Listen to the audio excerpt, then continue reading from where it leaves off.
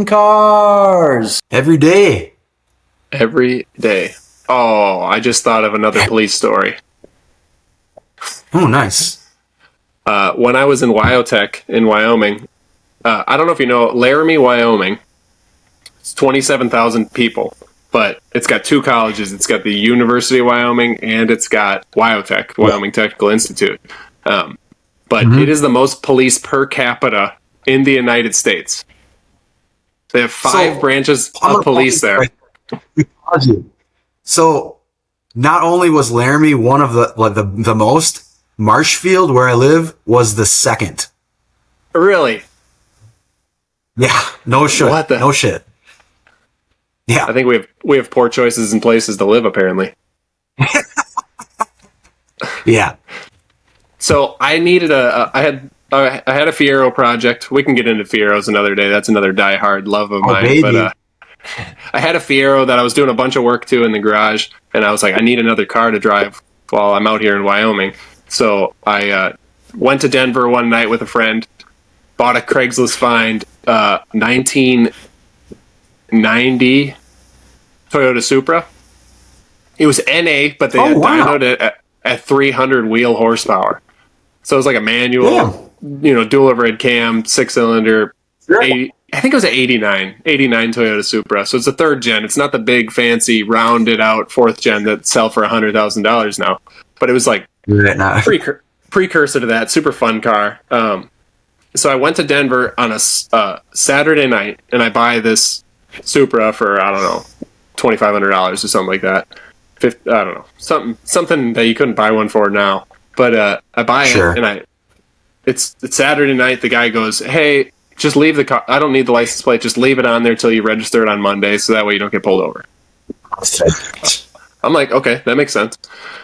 Sunday morning, I'm back in Laramie, and I'm driving with some friends to go somewhere. I don't know, grab breakfast or whatever. And I'm at a stoplight on Main Street with my turn signal on, and a police car pulls up behind me. And I see him, and I'm like, okay, whatever. I'm not doing anything wrong. I got a license plate on the car. You know what I mean? We're all wearing our seatbelts. We're at a stoplight, stopped before he even saw me. My turn signal's on. So I turn. I make it a block to the stop sign. He follows me. I'm like, okay, whatever. Lights come on. I'm like, really? What could he possibly want to pull me over for? So I turn off the road because, unlike most people, I get off the road when I'm pulled over so I'm not disrupting traffic. So I pull into a park here. I pull into a parking lot. He pulls up, gets out of the car, comes up to me, and he goes, "You go to the tech?"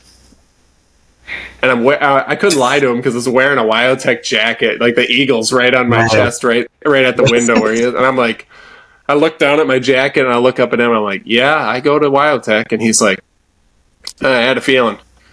And I was like, "All right." And he's like, "License and registration." And I was like, okay. And I give him the title that's signed last night. The DMVs aren't open, so I can't register it. So I give him the title. I said, "I just bought the car last night." He takes my driver's license. He comes back and he goes, "I'm going to give you a ticket for no insurance." I'm like, and this is before we had apps with our insurance and stuff like that. In Wyoming, it must have been, but like there wasn't like you could log on to Progressive on your app and get insurance like in 5 minutes. You would have to call an agency. It would have been a voice for your agent's phone anyways. Yeah, so I'm like, well, I bought it last night. How am I supposed to get insurance at 10 o'clock at night? And it's 8 in the morning or 9 in the morning now, like on a Sunday. There's no insurance company open. And I said, isn't there like a 48-hour leniency period or anything? And he goes, no. So I get a ticket for no insurance. He sends me on my way. He tells me, you better get this car registered on Monday. And I'm like, yeah, I'm gonna, no problem. So, I'm 18, 19 in college in another state. I forget to pay the ticket. Oh no. Months later, I'm home. I come home on my lunch because we had at WyoTech there was like the fancy dorms are right next to the campus. There was like a couple other dorms scattered through town, but my friends and I rented a duplex with a 2-car garage on it or whatever and we could like throw a football to the dorms. So we were right there. It ended up always being the party house. They were throwing keggers and all this stuff because you could like walk across the field back to the dorms. But these so days. on lunch, I would come home and I'd eat, food in my, sit at my house and eat on the couch or whatever instead of sitting in the classroom and eat. So I come home on lunch from chassis fabrication class, and my girlfriend at the time is visiting from Wisconsin, and there's a knock on the door. I'm like, I'm upstairs. I'm not paying attention. My roommate answers the door. There's two cops standing there. They go, "Is Ethan here?" And he goes, "Oh, yeah, sure. No. He's right upstairs. Let me get him for you." I'm like, wow, what a good friend. But so he comes upstairs, knocks on my door. He's like, "Hey, there's cops outside for you." And I was like, "And you told him I was here?" He's like, "Oh, I didn't think of that." So I wander downstairs and I like go up and I'm like, "What's up?" And they go, "Ethan Fenner?" And I go, "Yeah." And they go, "We got a warrant for your arrest." They cuff me at the door. My girlfriend starts screaming at him like, "Are you serious? Two cops to come pick him up? Like, what are you getting for?" They're like, "You didn't pay a ticket." And she's like, "What's the ticket for?" They're like, "No insurance." They're like, "You're arresting him for not paying a car insurance ticket?" And so she's like, starts going off and getting all mad. And then one of our friends, his last name was literally He-Man, and this guy had a full ride scholarship to University of Wyoming for a linebacker for the football team. But huge dude. They were like Kansas cattle farmers or something like that. And this huge dude, he just comes up behind my girlfriend, who's now my wife, by the way. And he like picks her up and just carries her in the house, closes the door, and then just stands against the door because he's like, "You're gonna make things worse," because she's like screaming at the cops and whatever.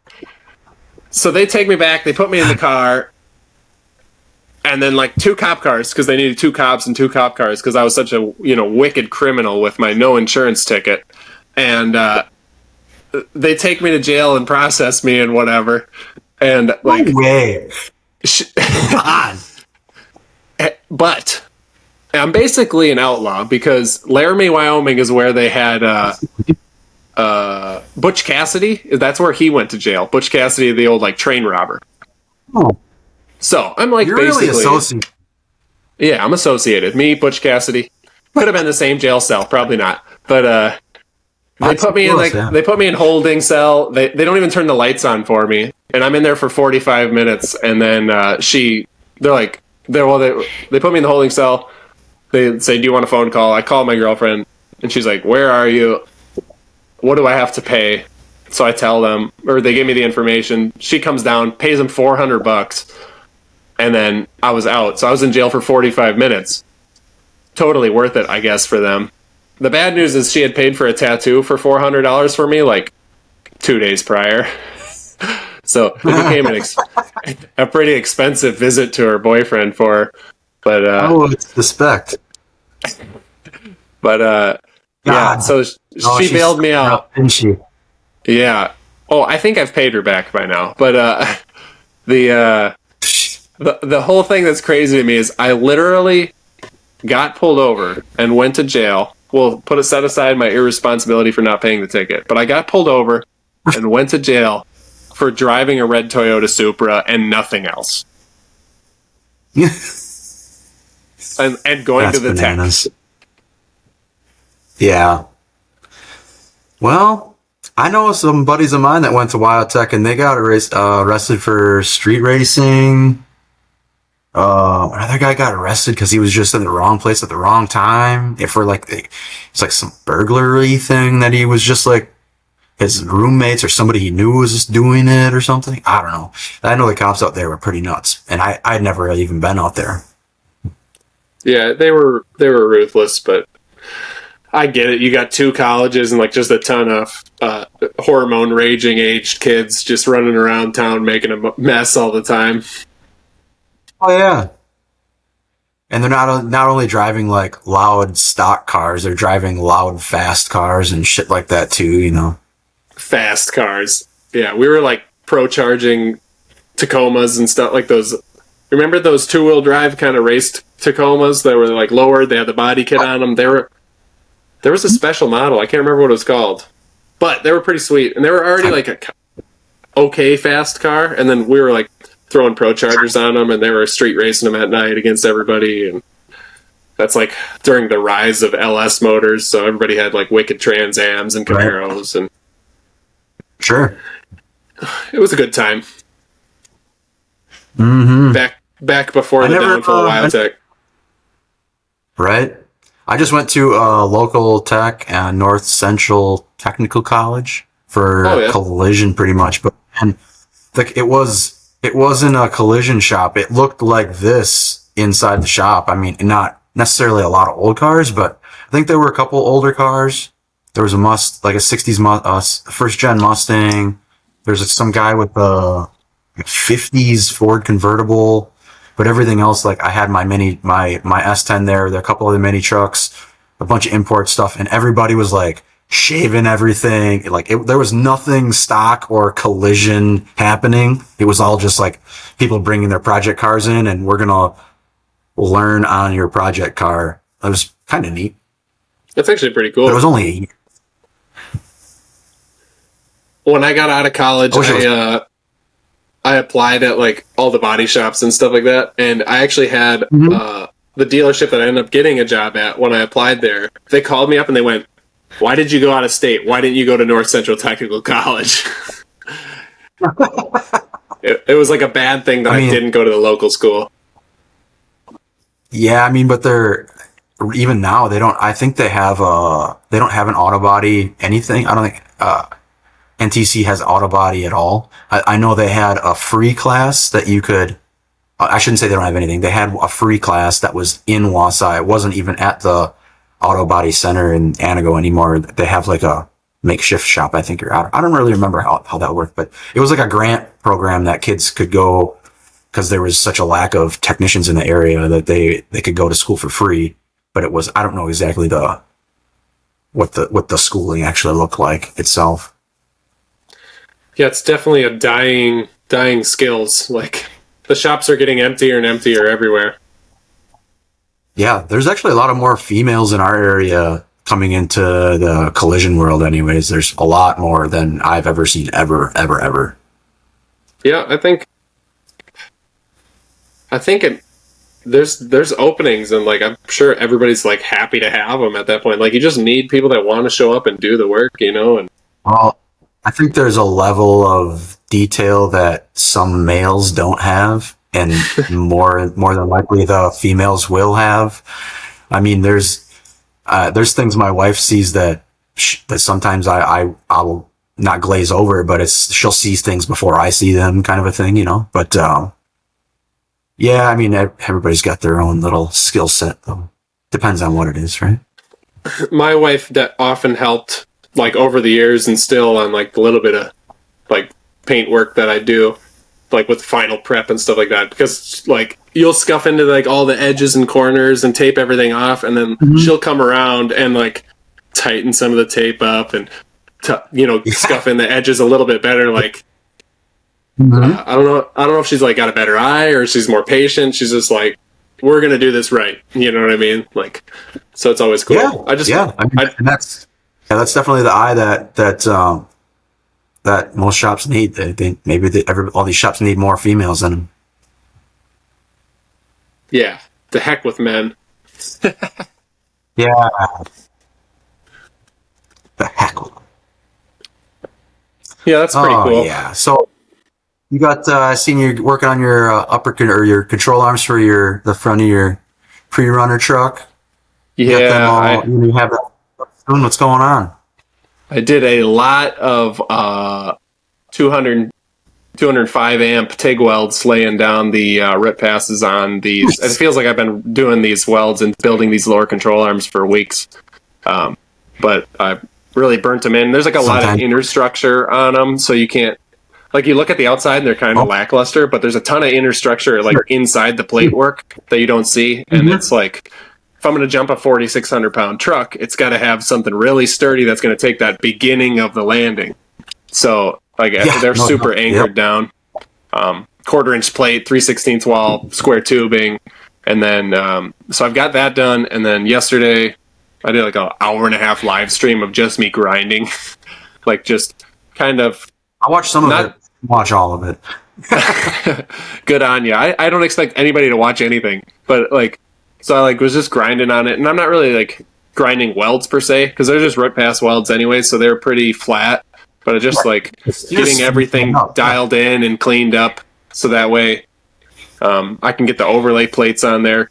And I think I'm going to do triangle cutouts on the overlay plates, just because everybody does circles. So I'm going to build like a jig to plasma cut triangles out. You know what I mean by overlay plate? Oh, yeah. So I'll lay that over all this.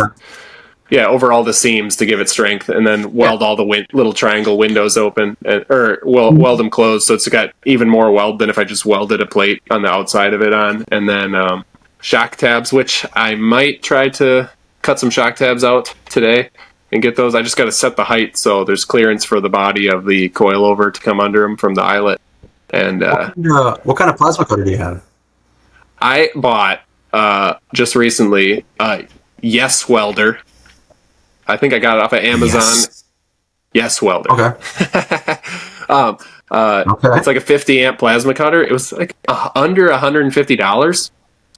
And what? I know a guy that lives in Wisconsin that is like the hardest on all equipment and cars, and like he's just like super hard on stuff. And he, as a kind of a lark, he bought Yes Welder multi-process thing. It was like a plasma cutter, a welder, MIG stick, TIG, Sure. and it had a plasma cutter in it. And he's just been beating the crap out of it for like 2 years, and it's been working fine. So I was like, oh, maybe I'll try one of these out.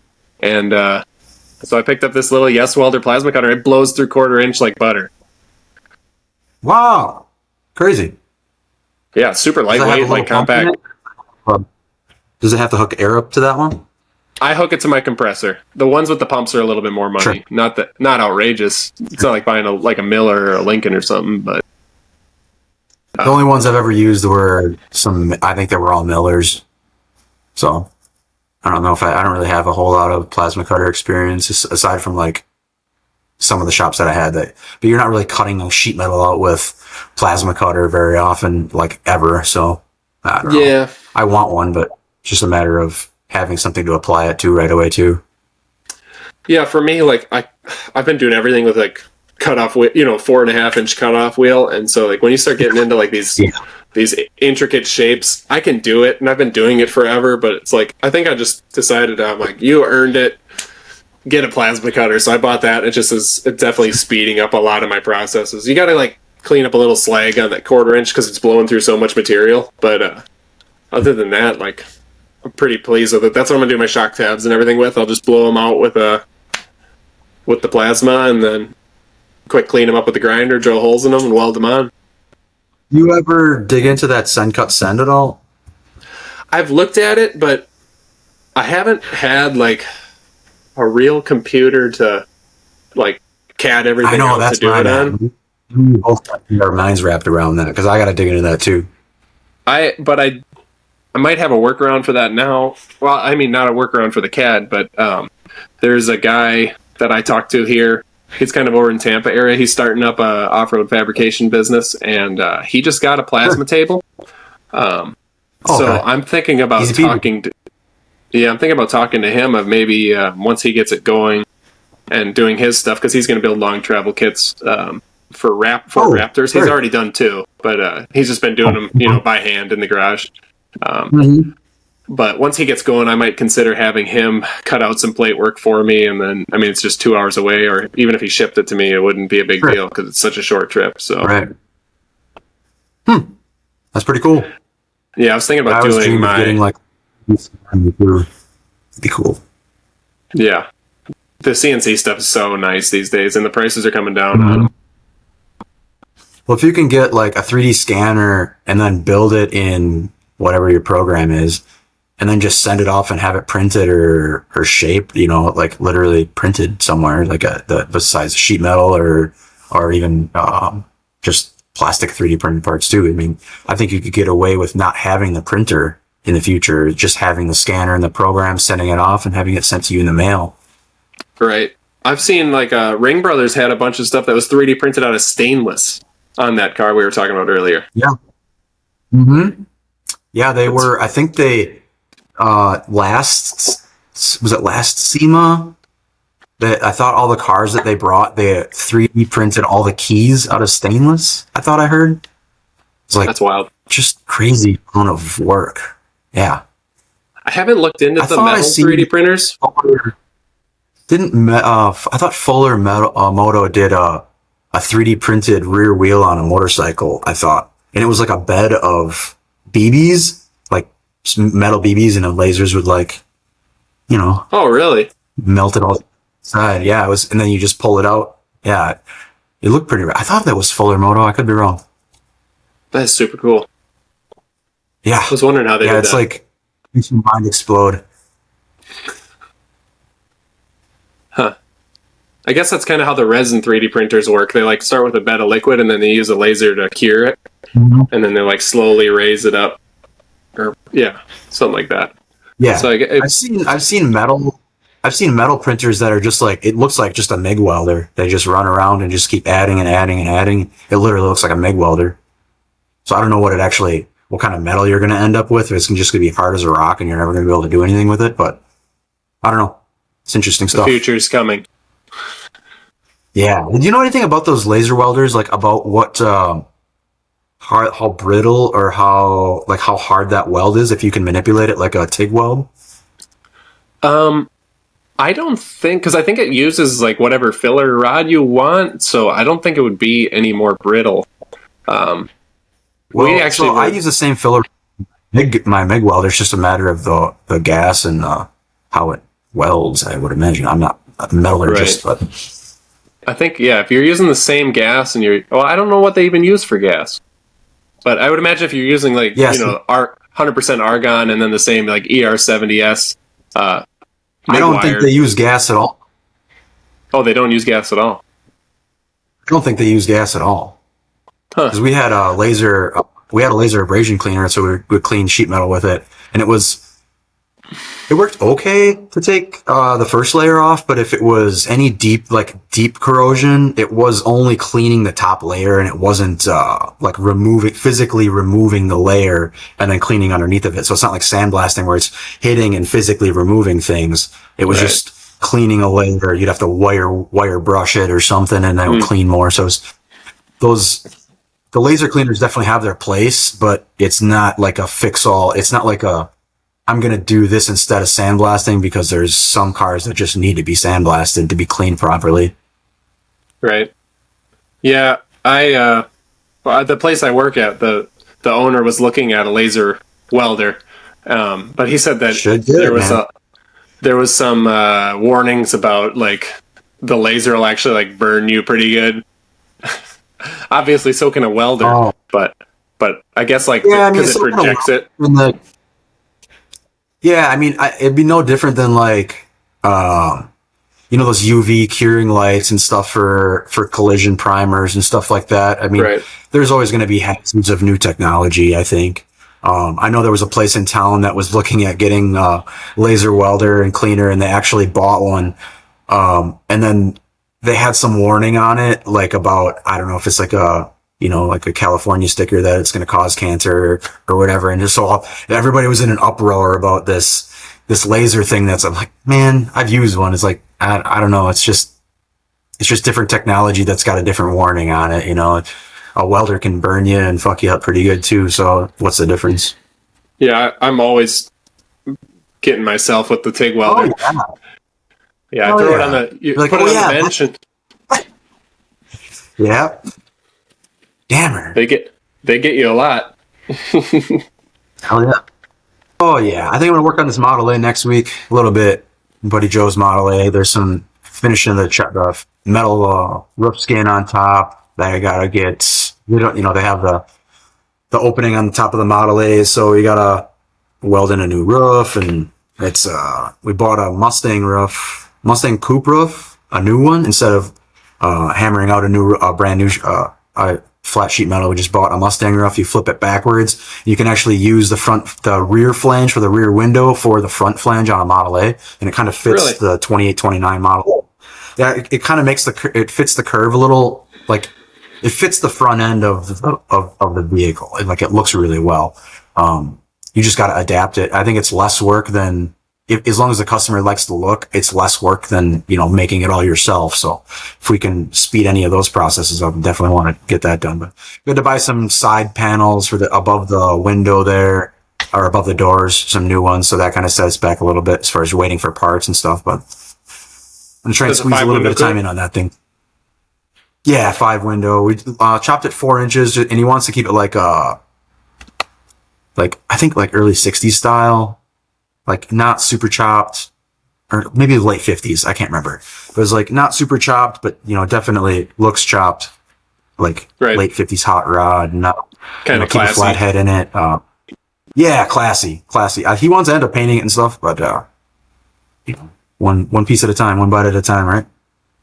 I wouldn't be able to have one of those and not paint it like some crazy Big Daddy Roth style candy job, multiple panels. Right. Yeah, he's got a color in mind that's like a dark maroon metallic, where at night it's going to look really, really dark, almost black, and then in the sun, it definitely got some. It'll hit your eyes back for that's sure. Cool. It's pretty sweet.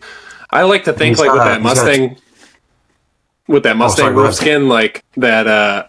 It's like kind of to me like real hot rodding, especially like back in the 50s and 60s. They were like kind of building what they could with whatever they could find. So like if you can find a piece of sheet metal from another car that fits the window, brow line and stuff like that, it's super cool. Mm-hmm. Well, I've done it before on a different Model A. It's the same 2829 Model A that was chopped. The chop was done by somebody else, but I was hired to do the roof skin and drip rails and all kinds of different stuff on it. But that guy had bought a junkyard one, and he only had he paid like, I don't know, I can't remember what he paid for it, but it was we should have bought a new aftermarket one. We would have been money ahead as far as like cleaning the rust on the old one and stuff. But every day's a school day, so yeah, definitely buying that new rough skin. I mean, that thing is, you think aftermarket, the old aftermarket panels would be like some tinny, thin shit. Like this rough skin is, if you hit it and it's like dong, like it's gotta be all of 18 gauge after it's stamped. Nice. Yeah, it's pretty nice. I don't love doing anything under 20 gauge for stuff like that. No, it sucks. You definitely want, that's why, in the shaping world, they want it. Usually people are trying to use, if you have the ability, use 19 gauge because it's like the sweet spot. So that way you're stretching it out. You're not getting past the 20 gauge mark, really. I don't think a guy really wants to get to 20 gauge, but if it happens, it happens, After a lot of squeezing. Yeah, I got to get me some more 19 gauge. I get it from a guy in central Minnesota that gets it from a guy in Chicago. So yeah, it's, but I talked to the guys in town here about getting sheet metal 19 gauge, and they're like, yeah, we can get it. And then they'll call me back 10 minutes later, like, I don't know where people get that. It's like, well, it doesn't just come out of nowhere. It's got to be coming out of the similar factory. It's just a matter of having the button to click, to order it and get it to I don't know. I think it's going to end up costing more money just because it's got to come from Chicago or something like that. I feel like you might be part of like a sheet metal smuggling ring that you're just kind of inferring about right now. It kind of is. The metal shaping world is pretty small, so when you get into like the need for 19 gauge, it's even that's pretty small crowd, definitely a small crowd. Yeah, it seems like there's definitely more demand for even numbers. Yeah, definitely. I had a lady from doing industrial research for Bailey Industrial stop. She's kind of touring around and seeing what, I think it was just like, what can I sell you kind of a thing, or what can we sell you kind of a thing, which isn't necessarily a bad thing, if you want new things, something new or better in the shop. I told her, like, man, you need sweeps. They don't have sweeps like on their web. They should just be, you need a sweep to like I don't know if anybody knows what a sweep is. It's like a radius gauge. So I have small radius gauges right now, but I need sweeps so you can do like a long radius, like a door skin, rough skin, 3-4 foot long. They're just a couple grand is like the entry level for some of this stuff. And it's just like flat pieces of material. Yeah, it's nuts. So like you guys need those, and you guys need a source for 19 gauge. Like if you guys can sell these machines and I mean, some of them, that high end machine that they sell is like 60 grand or something. And you got to go to Chicago to get sheet metal to use that. Like, I don't know. They need to get maybe a better source for the shapers that are buying their stuff to have the sheet metal that is required to do such jobs. Does that make sense? All right, hear me out. You cat out the radius gauges, and then you have send cut you big sweeps. I think you'd be more in it. Depends on what, it really depends on the material they use, I think. So I think it's just a matter of finding the right material that doesn't mess up when it's cut out, or I'm sure if it's a laser cut or a water jet cut, it's not going to like warp or anything. So I'd imagine it's just finding the right material and having a big enough run for it to make sense for somebody. Right. But these big companies, I mean, have like Bailey. You can't tell me Bailey Industrial can't make a set of sweeps for $1,000. Like they should be able to do that. Yeah, they make plenty. Yeah, definitely. I mean, you'd think they would eventually sell them and get their money back on. Whatever. Who am I to say? I only got a few Bailey things here, so I can talk too much. Right. Well, guys, until next time, just keep fucking with cars. Yeah, we're gonna. Every day. Every damn day. Bye, everybody! Bye-bye.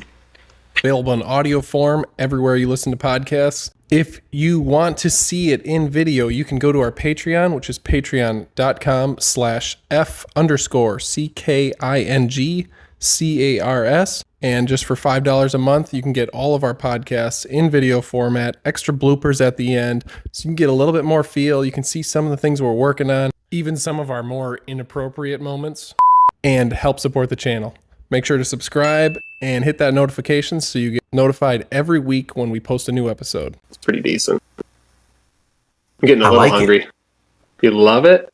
Yeah, I know. I definitely got to get some food in my belly. Food in your belly. I don't know.